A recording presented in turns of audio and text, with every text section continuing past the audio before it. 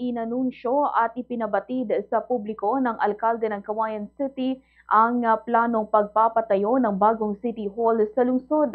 Sa kanyang pahayag, sinabi ni Mayor Cesar JCD Jr. na ang proyekto ay pangmatagalang plano na posibleng abutin ng 1 hanggang 2 dekada. Gayunpaman, sa ngayon pa lamang ay mayroong nag-donate na ng 50 hektaryeng lupain sa Barangay San Luis na siyang itatayong lokasyon ng bagong City Hall.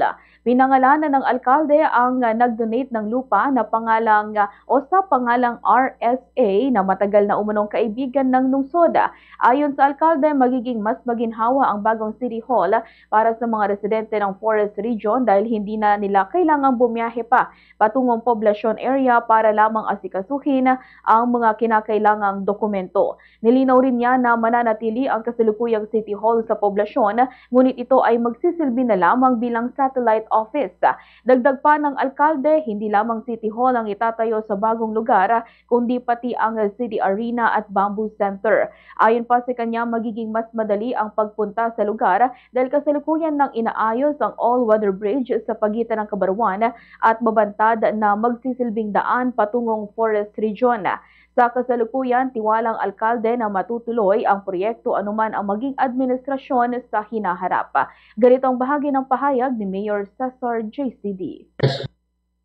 Hindi natin kay RSA, gusto natin balak ilipat, pero matagal pa to, matagal pa mga 10-20 years, malipat ang ating City Hall pag naging masyadong may traffic na dito sa area na to.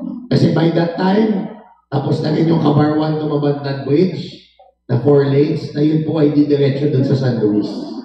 Yun po yung plano na yun. 50 hectares, magkakaroon tayo. Ang plano dyan is magkaroon ng sarili nating arena, bagong City Hall, open garden spaces, pang picnic, mga ganyan, bamboo park, Bamboo Technology Center, nandun na rin. Yung Bamboo Park, gaya na nasa Kyoto, sa Japan, na pwede mo lakaran, puro bamboo, gano'n naman.